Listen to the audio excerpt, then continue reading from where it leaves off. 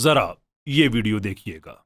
और इससे ज्यादा मुजरिम वो स्टूडेंट्स हैं जो इन शैतानी वसवसों के हत्थे चढ़ जाते हैं वक्ती तौर पर। वैसे जो आपको नीचे कमेंट्स नजर आ रहे होते हैं ना, वो सारे जाली हैं, वो हमारे कोई स्टूडेंट नहीं। सूरह अल इमरान में आता है कि यहूदी कहते थे कि सुबह के वक्त इस नबी पर ईमान ले आओ, शाम को इसको छोड़ जाना ताकि इसके साथी से मुतनफर हो जाए। उस वक्त भी जो भोले वाले लोग थे वो कहते थे यार इतने बड़े बड़े यहूदी, आखिर कोई वजह तो होगी, पूरा दिन ये बैठ के नबी इस्लाम की मजलिस सुनते हैं और शाम के वक्त कहते हैं कि ये तो झूठे दावे नबूत करने वाला है। तो लोगों के दिमाग खराब हो जाते थे। हम तो फिर भी पैगंबर के डाकी हैं। पैगंबर के साथियों में भी ऐसे कमजोर ईमान वाले लोग मौजूद होते थे जो वक्ती तौर पर डगमगा जाते थे। तो अल्लाह ताला ने उसको फिर बेनकाब किया कि ये साजिश करते हैं। इसी तरीके से ये जो स्टूडेंट्स जाली बन के हमें अली भाई से इख्तिलाफ है, लेकिन नीचे कमेंट्स की इंटेंसिटी से आपको अंदाजा हो जाएगा कि जाली स्टूडेंट बने हुए हैं बिल्कुल अपने बड़ों की तरह के। सुबह के वक्त नबी पर ईमान ले आओ, शाम को छोड़ जाना ताकि इसके साथी मुतनफर हो। अस्सलाम वालेकुम, मैं हूं कैसर अहमद राजा। उम्मीद है आपकी तबीयत बिल्कुल ठीक होगी। वेल, ये तो आपको अंदाज़ा हो गया होगा कि इन साहब के जो सो कॉल्ड स्टूडेंट्स हैं, यानी कि फॉलोअर्स हैं, वो इनको बड़ी तादाद में छोड़ के जा रहे हैं। ये और बात है कि ये समझते हैं कि जैसे नबी पे ईमान लाया जाता है, किसी को यूट्यूब पे सब्सक्राइब कर लिया जाए तो वो भी वैसी ही बात होती है।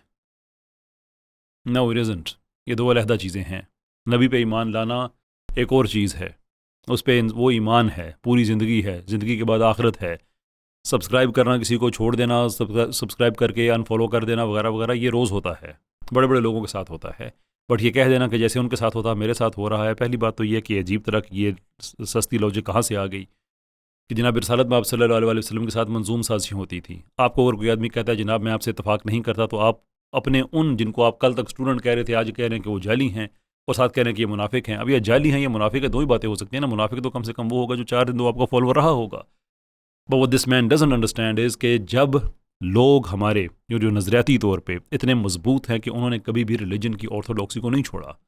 2001 के बाद जो हम पे मुसलसल जो अटैक्स थे वो इसी चीज़ पे थे कि इस्लाम को नज़रियाती तौर पे हमने तबाह करना है, इसलिए कि वेस्ट को ईसाइयत में बुरे तरीके से वो ख़त्म कर चुके थे। मुसलमानों पे एक शदीद तरह का जो ड्यूल अटैक था कि एक तरफ से इनके मुल्क तबाह कर दो, दूसरी तरफ इनको दहशतगर्द डिक्लेयर कर दो, पूरी दुनिया का मीडिया इन पे लगा दो कि ये खुद ही अपने रिलीजन से ये मुनहरफ होना शुरू हो जाएं। लेकिन अल्लाह का शुक्र है कि ओवरऑल इस्लाम की जो आइडियोलॉजी है, जो नज़रियाती इस्लाम है, उसको कोई डेंट नहीं पड़ा। हाँ, ये ज़रूर हुआ कि कुछ मुसलमान मुल्कों में कुछ लोग सेकुलर हो गए, कुछ लिबरल हो गए। लेकिन अगर 30-40 इधर लिबरल सेकुलर हुए तो यूरोप में, अमेरिका में, बरतानिया में, बाकी मुल्कों में वहाँ के जो वाइट इंडिजिनस पॉपुलेशन है, 30-40 इधर से गए, 300-400 उधर से आ गए, वो मुसलमान हो गए। उन्होंने सेकुलरिज्म के ख़िलाफ़ काम शुरू कर दिया, लिबरलिज्म के ख़िलाफ़ शुरू कर दिया, इस्लामिक ऑर्थोडॉक्सी को पढ़ना शुरू कर दिया। आज दुनिया में जितने बड़े बड़े इस्लाम के दाई हैं वो सारे के सारे वेस्ट में बैठे हुए हैं। ये कोई बिला वजह नहीं हुआ। ये उस दौर में हो रहा है जब इस्लाम पे वेस्ट से ही सबसे ज़्यादा ऑफरेंट कोज किया जा रहा है इस्लाम के ख़िलाफ़। तो जब लोगों ने उसके जो नज़रिए के बड़े बड़े प्रोपोनेंट्स हैं, जब उनको नहीं सुना तो आपको क्यों सुनेंगे? जब वो नेतन्याहू को नहीं मानते तो आप नेतन्याहू का नैरेटिव जब फैलाएंगे तो वो एक चीप कॉपी हैं आप, वो आपकी क्यों सुनेंगे? जब वो ट्रम्प की बात को रिजेक्ट करते हैं तो आप ट्रम्प की बात को रिपीट करते हो, उसकी एक चीप कॉपी बनेंगे, वो आपको क्यों सुनेंगे? इट्स कॉमन सेंस कि लोग अपने रिलीजन से मोहब्बत रखते हैं, वो इसकी ऑर्थोडॉक्सी पे किसी तरह की कोई भी वो हर्फ नहीं आने देना चाहते। तो जो अंदर से करेगा वो उसको भी एक्सपोज कर देंगे, जो बाहर से करेगा। यही वजह है कि एक मैस एक्सोडस लोग आपको छोड़ के जा रहे हैं। एंड मैन थिंक्स कि वो उनकी गलती है, मेरी गलती नहीं है। इस्लामिक ऑर्थोडॉक्सी के आप खिलाफ हैं, सारे उलमा के आप खिलाफ हैं, जितने ब्लास्फीमर्स हैं आप उनकी आंखों का तारा हैं, जितने इस्लामोफोब्स हैं आप उनकी आंखों का तारा हैं, कादियानियों की आंखों का तारा हैं। यानी जो भी लोग इस्लाम मुखालिफ हैं आप उनके हीरो हैं। तो लोग पागल हैं कि वो अपनी आखिरत ख़राब करेंगे आपके साथ। जो कुछ रह गए हैं, मैं उनको भी दावत दूंगा कि ये मैस एक्सोडस देख के ना आप जो हैं वो इनके साथ वो 313 वाले बने, ना आप इनके अशरा मुबशरा बने। ये सारे टाइटल खुद को दिए हुए हैं। ये और बात है कि यूसुफ कज़ाब को इन्हीं बातों पे सज़ा हुई थी और ये ऐसी बातें करे तो खैर चलें, ठीक है, आई डोंट नो उसके पीछे क्या राज हो सकता है। लेकिन ये बात क्लियर है कि जो मैस एक्सोडस हो रहा है, बहुत बड़े पैमाने पे जो लोग छोड़ के जा रहे हैं, अगर ये भी वार्निंग साइन नहीं है इस आदमी के लिए तो फिर पता नहीं क्या होगा। इस दौरान एक बात इन्होंने कही कि हम तो नबी सल्लल्लाहु अलैहि वसल्लम के डाकिए हैं, तो उनके साथ हुआ तो हमारे साथ अगर ऐसा हो रहा है। न सर, आप डाकिए नहीं हैं। आप नेतन्याहू के डाकिए हो सकते हैं, ट्रम्प के डाकिए हो सकते हैं, क्योंकि नबी सल्लल्लाहु अलैहि वसल्लम के बारे में अल्लाह ने कहा है कि वो आपके लिए बेहतरीन नमूना है। आप कहते हैं कि लेनिन के नज़रियात वही थे जो आप सल्लल्लाहु अलैहि वसल्लम के जो इस्लामी नज़रियात हैं। ज़ाहिर सी बात है, इस्लामी नज़रियात वही हैं जो आप सल्लल्लाहु अलैहि वसल्लम के थे। हालांकि नबी का नज़रिया नहीं होता, नबी पे वही आती है। लेकिन चलें, क्लोकल टर्म में आपने भी कह दिया, मैं भी उस बात को नहीं कहता कि आपने कोई गुस्ताखी वाला जुमला कह दिया। लेकिन ये जो बात है कि लेनिन को आपने उसके साथ मिला दिया, लेनिन एक दहशतगर्द था।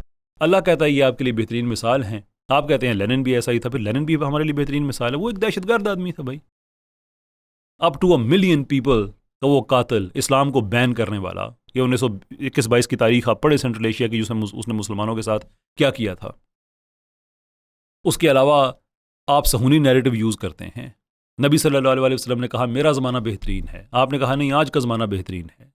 आप तो इस्लामिक ऑर्थोडॉक्सी के साथ खड़े ही नहीं हैं। आप डाकिए हैं, रैंड कॉरपोरेशन के हो सकते हैं, ट्रंप के, नेतन्याहू के, इनके हो सकते हैं। नबी सल्लल्लाहु अलैहि वसल्लम का डाकिया होना भाई, जो आदमी उम्मत की वहदानियत के लिए, माफ़ी चाहता हूँ, वहदत उम्मत के लिए काम ना करे, उनको आपस में लड़ाए, उसके बाबे के खिलाफ आज बात कर दो, आज उसके बाबे के खिलाफ बात कर दो, वो उम्मत का वफादार नहीं है, वो अंदर से तोड़ने वाला है। And that is why I am more focused on you and I said कि मैं I will up my game in an unprecedented fashion, कि जिनको नहीं पता उनको भी खबर चल जाए कि this guy is the bad news. अच्छा, अब इन्होंने एक लिस्ट बनाई है, आगे चलते हैं, जिसमें उन्होंने कहा कि मेरे स्टूडेंट्स अगर मुझे छोड़ के जाएंगे तो वो फलां काम करेंगे। ज़रा वो लिस्ट सुनिएगा।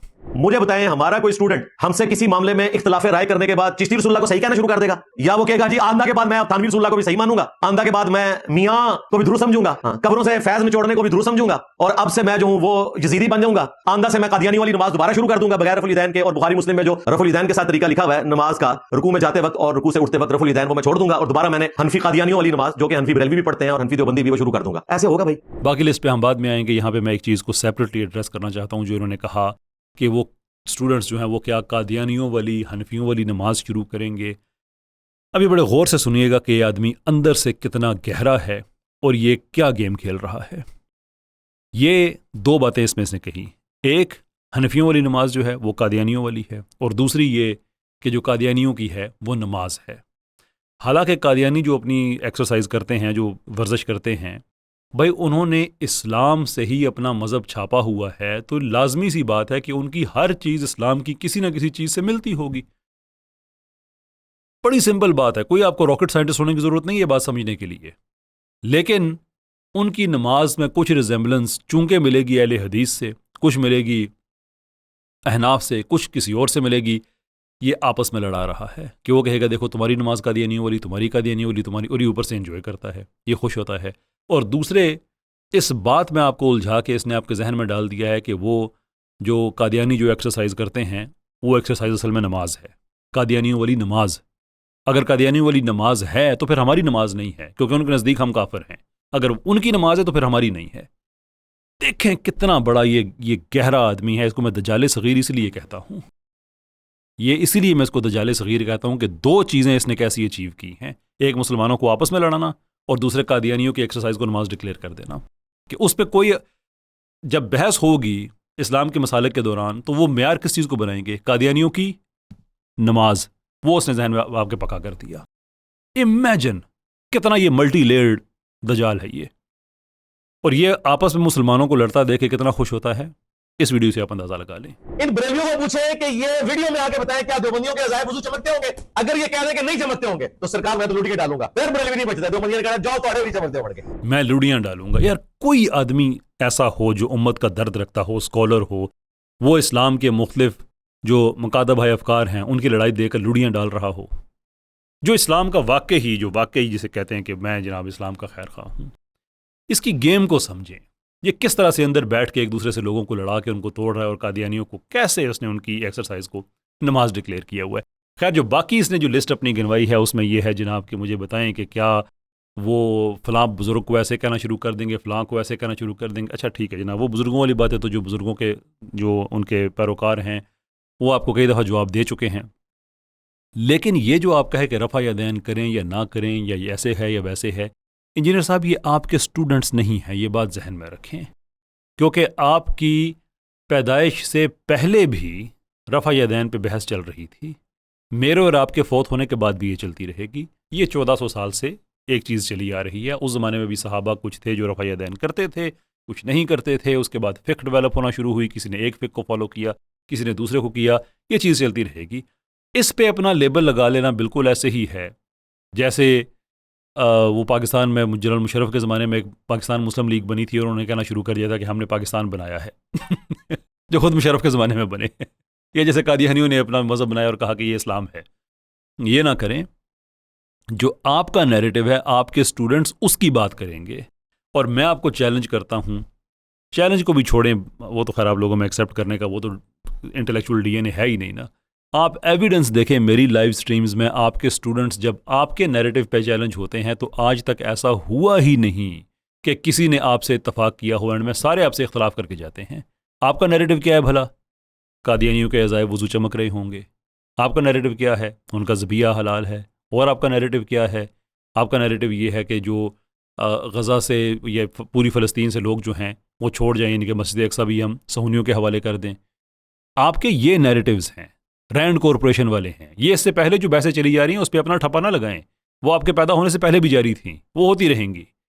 जो आपके नैरेटिव्स हैं जनाब, आपके नैरेटिव्स, ये आपका जो नैरेटिव है कि वहाँ पे जो मुज़ाहमतकार हैं फ़लस्तीन के, वो औरतों और बच्चों को क्या कहते हैं, ह्यूमन शील्ड के तौर पे इस्तेमाल करते हैं।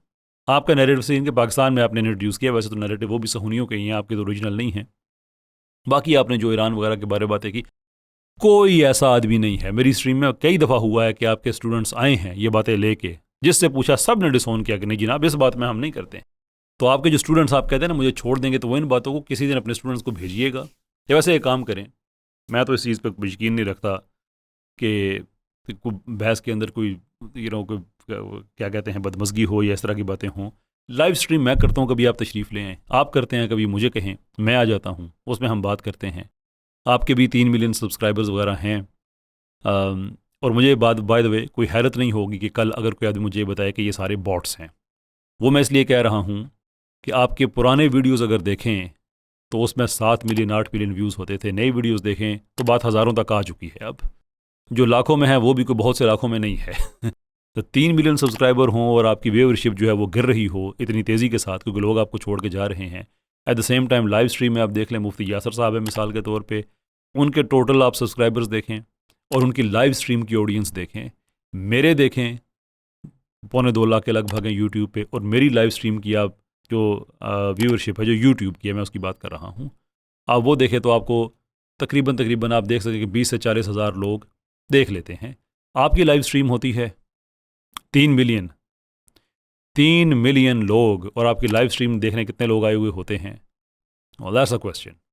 सो अगेन, मैं आप पे कोई दावा नहीं कर रहा, लेकिन मैं कहूँगा कि चूँकि मैं थोड़ा बहुत समझता हूँ इंफॉर्मेशन साइंसेस को, मेरी उसमें डिग्री है, इंफॉर्मेशन सिस्टम्स में बिल्ड करता हूँ। मुझे अगर कोई आदमी कहे कि इस वक्त इंजीनियर साहब बोट्स पे चल रहे हैं, शागिर्द जो हैं मेन स्ट्रीम वो सारे चले गए हैं, अब इनके पास वो मीमर्स के कुछ चैनल्स रह गए हैं और कुछ एक तबका कुछ रह गया है जो उनको व्यूअरशिप दे देता है सेकुलर्स वगैरह का, most probably that would be, यानी मुझे हैरत नहीं होगी, आई डोंट नो उसके पीछे कहानी क्या निकलेगी, लेकिन ये कुछ डेटा है कंपैरिजन के लिए मैंने आपके सामने रख दिया है। आखिरी मैसेज इंजीनियर साहब के लिए, अब भी वक्त है, सुधर जाएं। ये हरकतें जिसने भी की हैं उम्मत के साथ, उम्मत ने उसको बख्शा नहीं है। जितना रूज आपने देखा है इसी उम्मत के हाथों, उसी ने ही आपको तनहा करके रख दिया है। Nobody wants to watch you any more. जिस तरह से आपका डिक्लाइन हो रहा है, आई डोंट नो साल 2 साल के बाद आप कहाँ पे होंगे, लेकिन अगर आपने अपना किबला दुरुस्त ना किया, आई एम वेरी श्योर कि जिस स्टेज पे आप हैं इससे बेहतर नहीं होंगे।